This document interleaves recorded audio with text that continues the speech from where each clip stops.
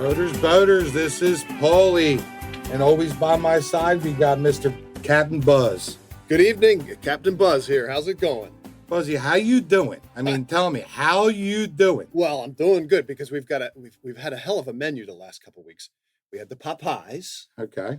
and last you made the penne with the sausage and the chicken, and tonight, cheese ravioli with a fresh Cento San Marzano sauce with parmesan and chicken and a salad with balsamic and honey. We don't mess dressing. around. Buzzy, I'll tell you, I don't mess around. delicious. You give me a reason to cook it up. I'll tell you what, when I had the time to do it, I love making a meal. Growing up, my father's from Naples, everybody on my father's side, everyone from Italy. We ate the best. Like, we ate fresh, but we always ate the best. It's podcast night. I know I'm going to eat good. You keep gotta me coming. have it. Keep me coming. You got to start the podcast with a nice full belly. But I'll tell you what, how about that? Literally, we were freezing our asses off out there today. It was a very chilly day here, temperature- unseasonably cold. Yeah, I'll with tell you- snow flurries in late April, but whatever. Yeah, no, I was not a real big fan of that. I'm sitting there in the yard. I'm like, why is it snowing right now? I'm not really understanding what's happening here. It's certainly a little damper on boating season, but we'll get over it real quick. The temperature's going to come right back. Thank God. Yeah, can't be doing stuff like this. So let me do a captain's brief. We got to do the captain's briefing. And this one will take a little while because we got some stories like we always do. So my captain's briefing for this evening is to simply check the weather before you go. Right? Yeah, make the attempt. I don't See what care. you're getting yourself involved in. Don't care if you're going out fishing for a few hours or you're going from point to point and it's going to be a few minutes. Check the weather. Right? And how can they check the weather, Buzzy, with all docked up? Well, go to All Docked Up, go to the platform or launch the app. We have a link to the Windy app, which is a really great tool because not only do you have to check the weather for rain and whatever else and sunshine and cloudy, you need to know about the wind. Right? That's important to boaters. Yeah, that's really important to boaters. And you can find it right on All Docked Up, one of the excellent features that we have for everybody. So the other thing is that you want to monitor the weather throughout the day because we know this, the thunderstorms can pop up and ruin your day, and or if you're not prepared, it can be dangerous. And so there, obviously, everybody's got smartphones, and there's great apps out there for checking radar and knowing exactly what's around you. Yeah, you have a lot of aid out there if you need. There's a lot of info for you out there. You do. This day and age, you shouldn't be caught out. And there's another, and I had it on my previous boat. We've made that mistake before. Yeah, well, we'll get to that in a second. So made that boo-boo. And but it's Serious Weather app. It's a satellite service, and if you have a newer HD head unit, you can layer in the weather, and so on your GPS, you actually have the radar of storms coming in. And what's really cool, I like the feature. My current boat, I can't do it with, but you can set a distance for lightning strikes. Yes, I have seen. Remember? You had that on the 280. Yeah. So a lightning strikes within, you can set it for 3 miles, 5 miles, and you get a tone on your head unit that lightning has struck nearby. I thought that was a great, and it, it saved us a couple times. Like, hey, here comes lightning, let's either put up canvas or let's get ready because here comes the weather. And sure enough, there it was. Yeah, because we'd be sitting in your cockpit having a cocktail and you hear ding, ding, ding, ding. It's like, what's going on here? I'm like, Buzzy. It's like, are we in code blue? Like, what's happening? Tell me. I hear all these buzzers going. It's like, oh boy, lightning strike, lightning strike. I'm like, okay. So 2 quick stories. First, and Paulie, I've used you as an example before, but hey. But and I know you're a good sport about it, and we're able to help people learn, right? In all the years that I've been on the water, I've made plenty of boo-boos in the beginning. Me too. Plenty of boo-boos. And I know you'll come up with some stories and make me an example. I didn't want to beat you up too bad. The listeners, they might be waiting for it. Everyone's like, I think the Buzzy, you're always beating up on Pauly, so I think now I'm going to have to return a little bit. I think the score is like 4-0, so I'll give you some love there. So we're coming back. I think we're down at Kent Narrows, and the weather, we could tell that, it wasn't going to be perfect, but it started raining. And this was the kind of rain, there was no wind. It was flat calm, but no visibility because of how heavy it was raining. You couldn't run on plane because there was no visibility. we ran out of the shipping channel just in case, we had our radar on and our GPS and everything was on, so we knew where we were going. But we got up closer to the north part of the bay, and you got on the radio and said, I need to stop for fuel. You know what? Let me tell you something. That was a total, I'll tell you what. Jennifer, your wife hated my guts. So, but you know what? Okay. I mean, in my defense, what did we have an issue with? The sender on my boat, I did have an issue with. All right. I should have paid more closer attention. That was a total foul on my part. But we were, the weather got real snotty, real bad. You're consuming more fuel. Guys, don't ever take a trip without having a little extra fuel. Yeah. Well, the rule is a third to get there, a third to get back, and a third in reserve. That was a tough weekend. That was a tough weekend. Well, I mean, we've all had them. I mean, come on now, be honest. So I learned a couple things that day, and the weather snuck up on us, even though we were paying attention. So always be prepared for that, because you can have all the apps and all the information, and sometimes it just appears. Yeah, Mother Nature can show up in a moment's notice, right? Yeah. This was one of those days, and have enough fuel, right? That was the other thing. And here's a little thing, and I just remembered this as we were talking about this. So I stayed outside, waiting for you to get fuel, and so we could stay together. And I couldn't see you anymore, but I was. Well, the fog that was coming in that bad was unbearable. I mean, we couldn't see anything. Yeah. I mean, visibility was almost down to nothing. I couldn't see more than 10 feet off of my bow. What I learned, and I don't know if this is true for every GPS head unit, but the boat I was not moving. I'd put it in gear again. It really was calm. It was just raining very hard. I put the boat in gear occasionally because there was a tide there, and I just want to make sure where we were. But I remember looking at my head unit and just going, it's not right. And what happened was, since the boat wasn't moving, your readings were off. We'll pick on a signal. So the boat's turning, but the GPS is remaining in the same spot. And I put the boat in gear and moved a few feet, and the screen popped around, and then it made sense again. So just a mental note that if you've got your GPS and visibility's bad and you lose your orientation, if the boat is stationary, think about just moving forward or reverse a little bit to get it back into a position. Just thought about that as we were talking about it. And that commercial vessel that was coming out of the C&D Canal, heading, we were going bow to bow. That's right. And nobody could see a solid thing. I mean, we pulled off. I mean, we couldn't see a thing. We were using our GPSs, don't get me wrong, but we were just watching depth. We wanted to make sure that we weren't going to run aground, but we wanted to be out of that, because we heard the Coast Guard put out a notice that big ship was coming through the C&D Canal. They did. That oncoming boaters need to be aware. So they did put out an alert. Couldn't see anything. Yeah. Right. Which, guys, you know, having your VHF radios on all the time is crucial. So I do remember making the decision, and we were talking to each other via radio, to leave you there. Yeah, you abandoned ship. You were tied to the dock. It started to rain buckets, remember? But it got real bad. But then it started to thunder, and they wouldn't put fuel in their boat. That's right. The guy, yes, we couldn't put fuel in the boat because there was lightning all over the place. So we were on the radio. I said, "Dude, I'm heading home for home port. Heading for home port." Yeah. So that was again one of those weather stories.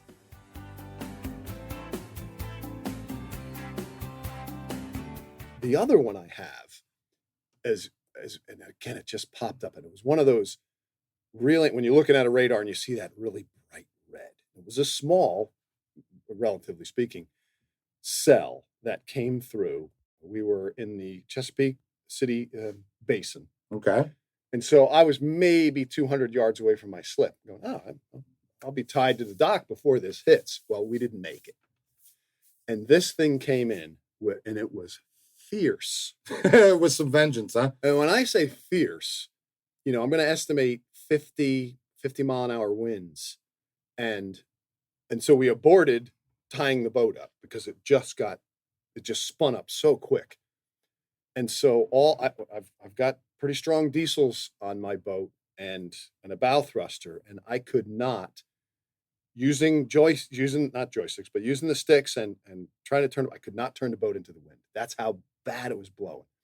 And when it did turn me around, where the rain was coming in the back of the boat. I have a hard top, and I was at the helm, and I was getting rained on. That's how intense this was. And I remember there were a couple of boats anchored in the basin, and they didn't have their engines running, and they broke loose because it's kind of muddy there. There's been plenty of boats. One up on the rocks. My buddy was on his boat. We both came into the basin at the same time and aborted docking because it got so intense so quick. And it lasted 10 minutes, and it was over. Yeah, it was a long 10 minutes. Huh? I'll never forget it. It's like, hey, how you doing, Buzz? You tap you right on the shoulder. Hello. We got our boats docked up, and my buddy had a passenger on his boat, and he literally got off the boat and he kissed the dock. He was so well, I don't know if you had to get all that excited. He was freaking out. Oh my goodness. Anyway, bottom line, long captain's briefing. Check the weather. Just have an understanding of what's going on before you go out.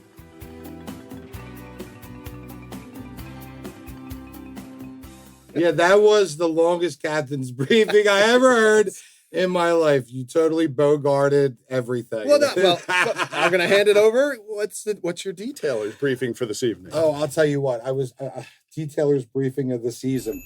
Some of the boats that we've been, doing the work on, they come out and the yellow stain is incredible. Some people, some marinas are acid washing the water lines all the way around after they're done pressure washing.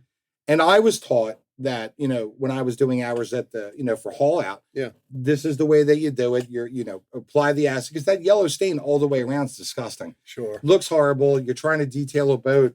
And that was the biggest issue. And some of the boats, the water lines weren't even necessarily clean. You know what I'm saying? Yeah. There was not enough attention paid. So, Sure. When the boat comes out of the water, they make a lot of great products. FSR is another one.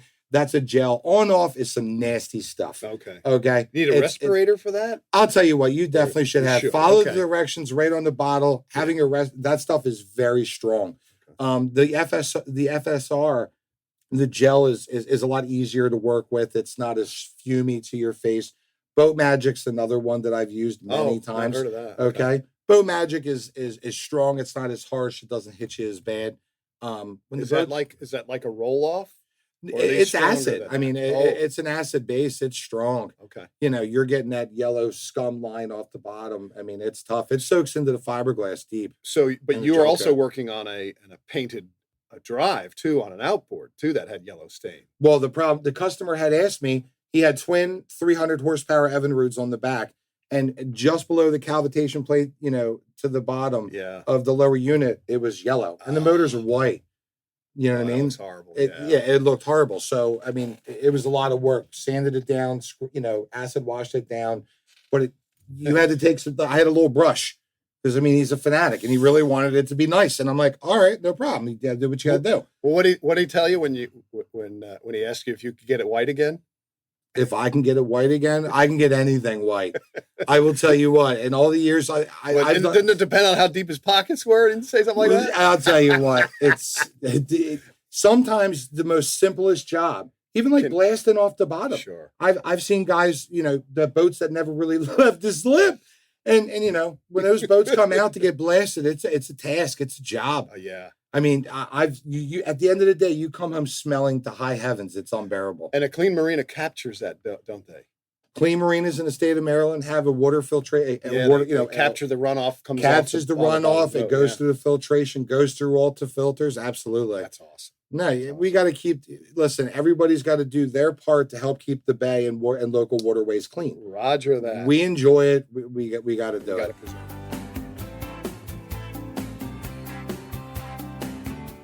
All right, so we've got a couple topics, but before we get there, tell me about the Bay Bridge Boat Show that you and Jeff, the president of the company, went to this past weekend. I'll tell you what, it was nice. It was beautiful. It was a packed event. You were talking about all docked up. Were they excited? You know what? Our main reason to go there was to start, showcasing the company out there to the public, talking to, from marinas to independent providers, installers, all the new products that are out there. Sure. Sea Deck was the leader of, in the industry when it first opened. There are other companies that are starting to open up as well. Right. And they're hungry. They want to get out there. They want to push their company. They want leads. That's they want what all leads. Docked Up does. They want to be able to run. They want to be able to spend their time servicing the customer and doing the job. Guys like me, you solicit the customer, you go ahead and you get them their estimate. Then you physically have to do the job.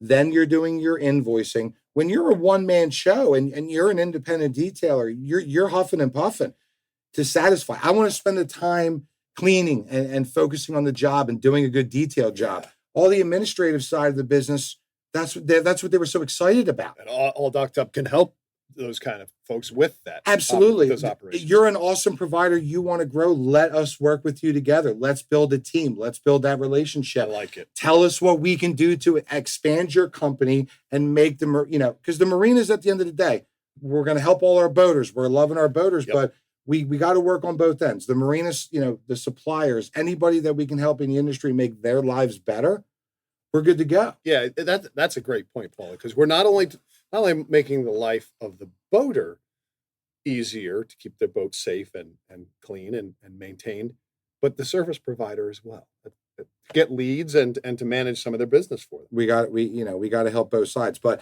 the boats were beautiful. I'll tell you what, the 58 Absolute was absolutely breathtaking. The Absolute was vessel. absolutely. Oh my God. The boat, it was, I've never seen a layout like that before.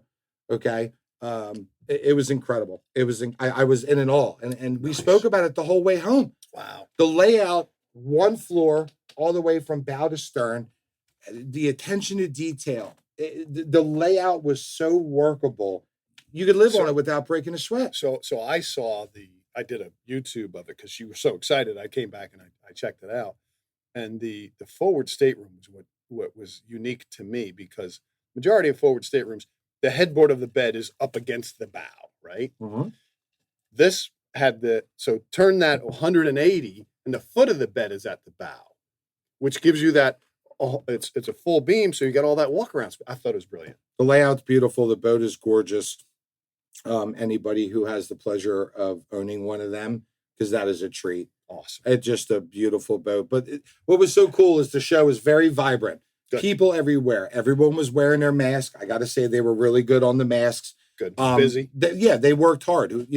They worked very, very hard. The people that put together those shows, the grind that they go through to do a great, and with the pandemic and COVID, that's such an added stress to them. That's right. So, all Docked Up tilts their hats to, like the Annapolis Boat Show organization, that the effort that I've spoken to people there, they are working hard. Yeah. And we get to enjoy that beautiful show. You really do. There's a lot of logistics to put that event together. I mean, just think about the Annapolis show switching from the power boat show to the sailboat show. Yeah. That's a massive turnaround, massive operation. So they did great, but the vendors were excited. Everybody was busy.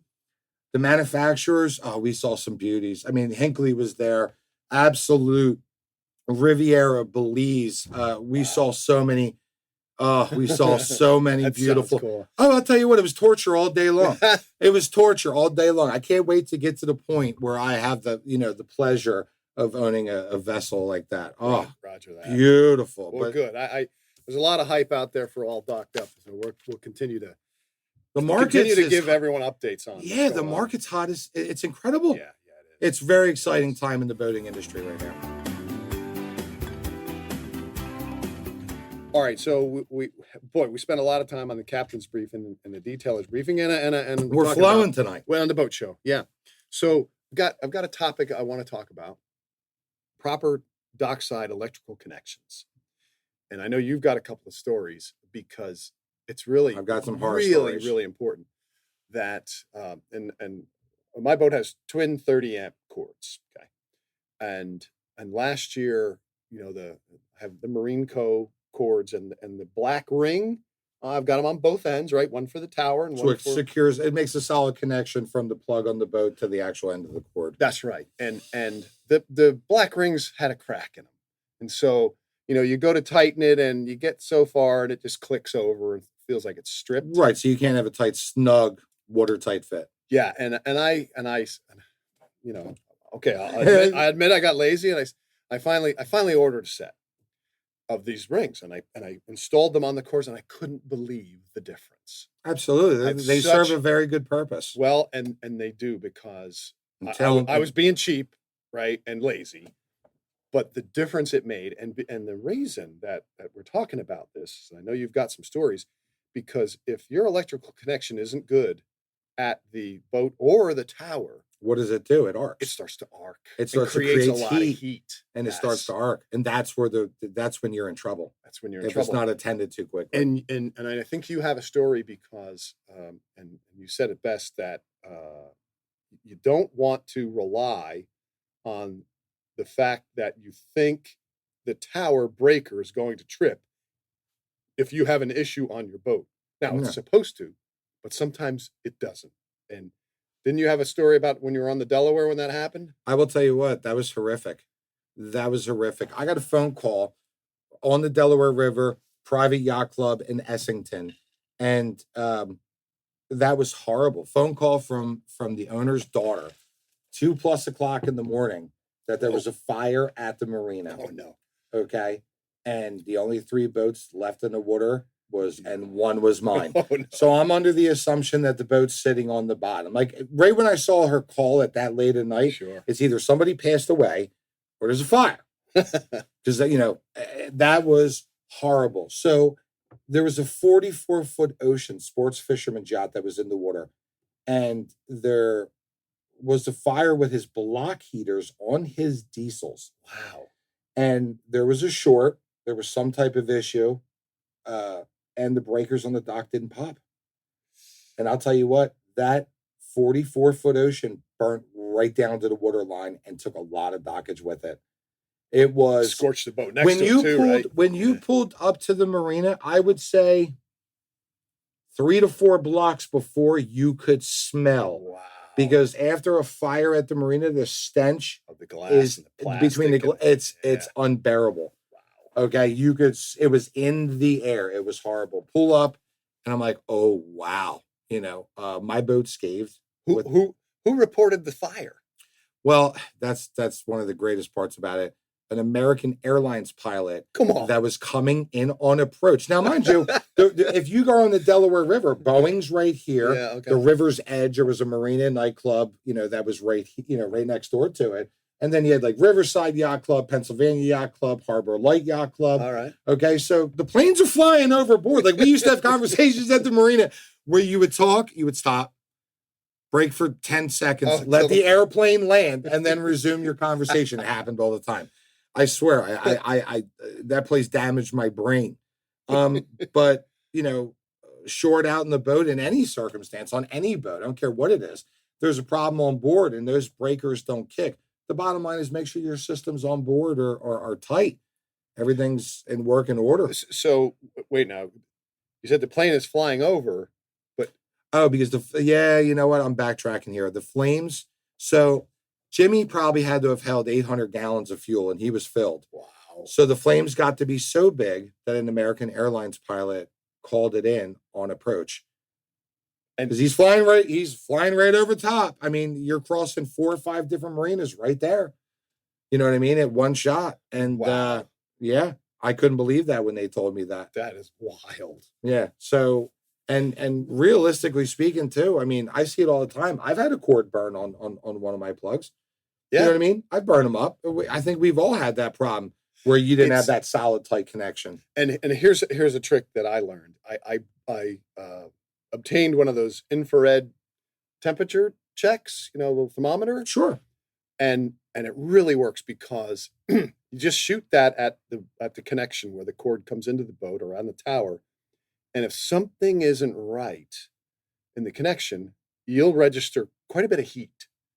And so something's wrong. So I always have one of those on board, and I occasionally shoot my electric cords. Well, you remember when we brought that 42 trawler back from Portland, Maine? Oh, yeah. We talked about it in another podcast. We had no heat, but that tower we remember the breaker kept popping? Yes. And the temperature on the back side of the switch was very, very hot. It's about cold and snowing. We had no heat in the We had no heat other than a single stand-up heater, and it was popping the breaker because there was a problem with the cord. Yes. Gary assumed that it was in the breaker box. It was not. He assumed that it was one of his 30 amp Switches, plugs yeah. on the side of the boat. Right. It was not. There was a defect in the cord. How about that? And that's why that was popping. So he changed a lot of different parts. He threw a lot of stuff at that to fix that. That's interesting. And sometimes it is that simple that you just had a bad cord, but Also, when you disconnect the boat, all right, obviously turn the power off. Yeah, hit the power on the tower first before Yeah. you disconnect your power lines. Yeah, you don't want hot cords in your hand to fall in the water. So that's common sense. But yeah, make sure you're backing the power off the boat, shutting off shore power switches on the boat, and then turn off the tower before you disconnect. Right. But where I was going is that when you take those cords off the tower and or the boat, inspect them for little burn spots. Yeah. Then you'll see where you've got heat. You've got a problem. Right. You got resistance, you got heat, you got a burn plug. That's right. So very important. Always check your electrical cords. See if you can get an instant infrared thermometer to check that, and replace those collars, those black collars. It made a huge difference. Yeah, anytime you're tying up to the dock, make sure you secure those connections. There's nothing more horrible than a marina fire. That is such a devastating experience, and I've seen it firsthand. I mean, between the EPA showing up, the Coast Guard was there. We had it's bad for the environment. Well, it's unsafe for humans. It's horrible. I mean, when you see that scene, Boat US was there, salvage guys were there. It's a big operation. Oh yeah, and they want to make sure that gets cleaned up very, very quickly. Oh yeah, or you're subject to huge fines from the Coast Guard and the government. Like that's a big no-no. You're right.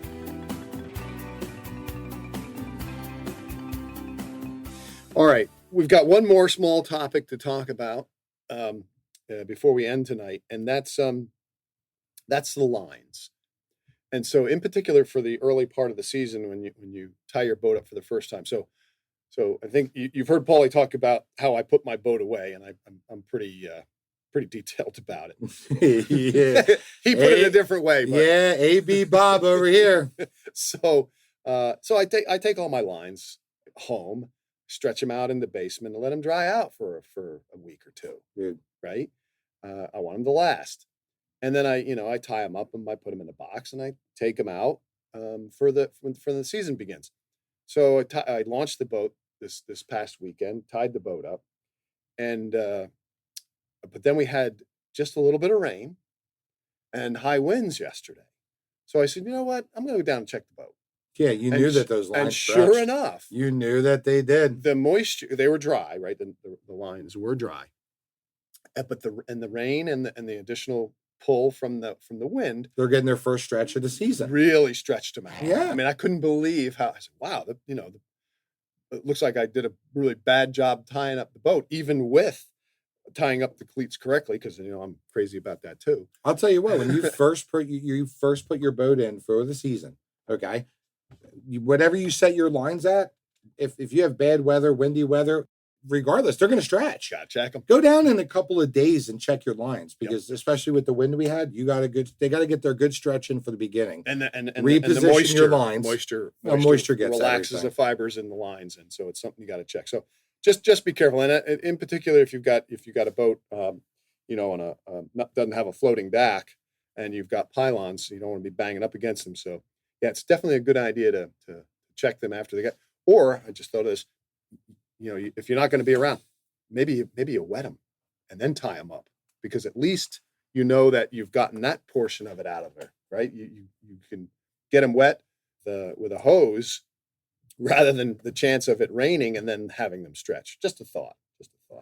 Always check on your lines, because I'll tell you what, Mother Nature's stronger than any of the lines out there sometimes. Well, look, you're ultimately responsible for your boat. Now, maybe a dock hand walks by and checks on things, but it's your girl. A lot of marinas during bad storms walk the docks. Sure. It's very common practice. Absolutely. Don't count on that. Yeah, at the end of the day, your boat, your responsibility. You got to make sure that you got everything covered. That's right. You really do. All right. Well, we've had another great half an hour. I hope we've provided you with some information you can use on some of the stories and some of the mistakes we've made in the past. Captain Buzz standing by on 6-8. Guys, everybody have yourselves a good night. Safe boating weekend coming up.